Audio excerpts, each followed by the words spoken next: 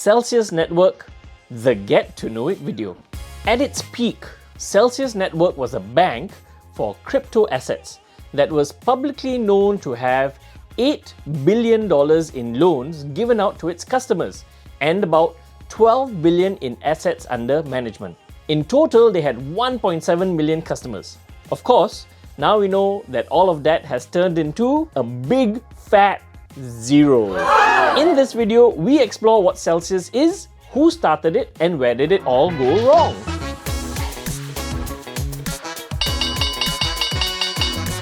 Hi everybody, it's your boy Ali here, and this is The Market Talk. So, let's start with who started Celsius Network. Celsius was founded by Alex Mashinsky, Daniel Leon, and Newt Goldstein in 2017. Celsius Network started with one aim: to be a venture capital and manage investments in cryptocurrency and the blockchain network. The face of Celsius Network is Alex Mashinsky.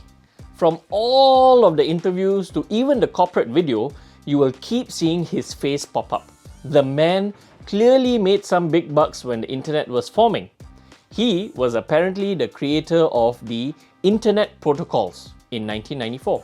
His goal in starting Celsius Network was to basically beat Wall Street at its own game of money. He saw banks as this cartel that set the rules and played the game of money such that only the banks would be winners. He saw crypto assets and blockchain as a way to keep and even earn money without using these established banks. So, Celsius Network was born to help others make money from the crypto coins they already own.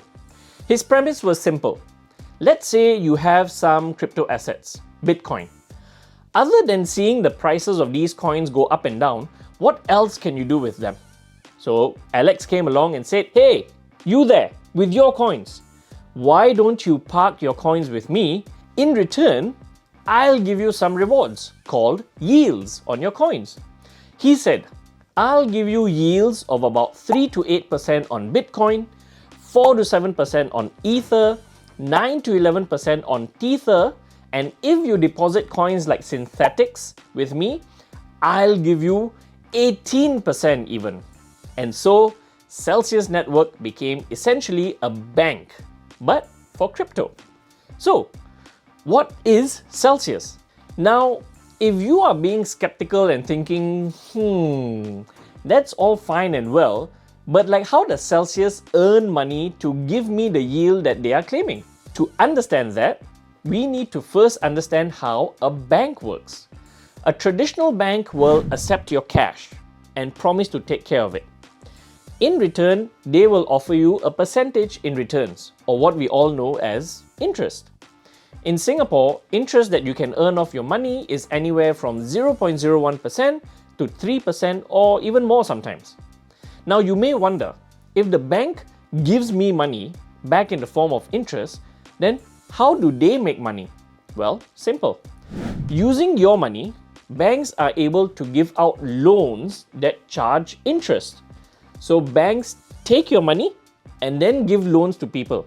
They charge interest on these loans and in return give you a small part of those earnings. Now in Celsius's case, they take your crypto. They value your crypto coins based on market rates and then they give out loans. The money earned from those loans are then used in paying back its depositors the promised yields. Celsius has gone as high as to offer 17% in returns of the coins of its depositors. 17%! It means that for every $100 worth of coins, you get back $117 in return. And if Celsius gives you 17% returns, it must be making more than that from giving out loans, right? Well, yes, but also not exactly. Where did the problem start for Celsius? Traditionally, the problem starts when a bank, your traditional bank, gives out more loans than it has cash in its coffers. This is called collateralized debt. So for example, if a bank has $1 and they give out $100 worth of loans, everything looks happy and cheery for the bank. They just made $100 plus interest from that $1. But if no one pays the loans back and the bank can't return your original deposit, then the bank collapses. And that is essentially what happened to Lehman Brothers. Something like this happened to Celsius, but like more than that. What Celsius claimed was that their business model was to lend their money or worth of coins to large institutional banks. These banks would then pay fees, and Celsius, being all holy and righteous, would distribute the fees back to its customers. Celsius claimed to give away 80% of its earnings back to depositors.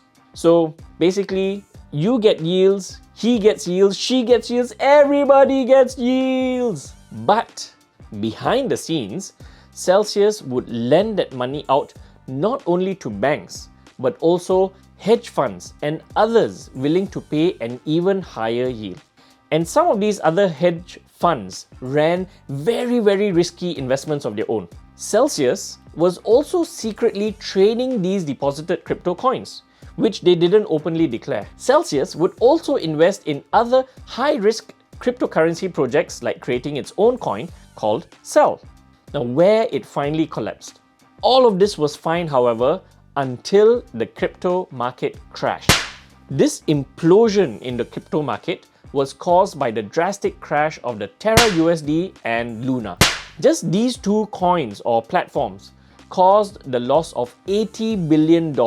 Suddenly, the investments that Celsius had made in these crypto markets came crashing down.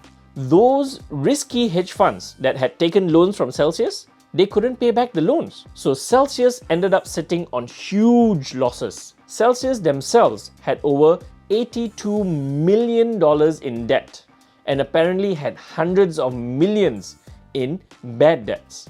Seeing these downturns, people started pulling their cryptos out from the Celsius network. But Celsius network knew that if people took out their deposits, that their collaterals for all these loans that were giving out would also diminish. So they suspended all withdrawals and deposits from the network, essentially blocking out people from withdrawing their crypto deposits.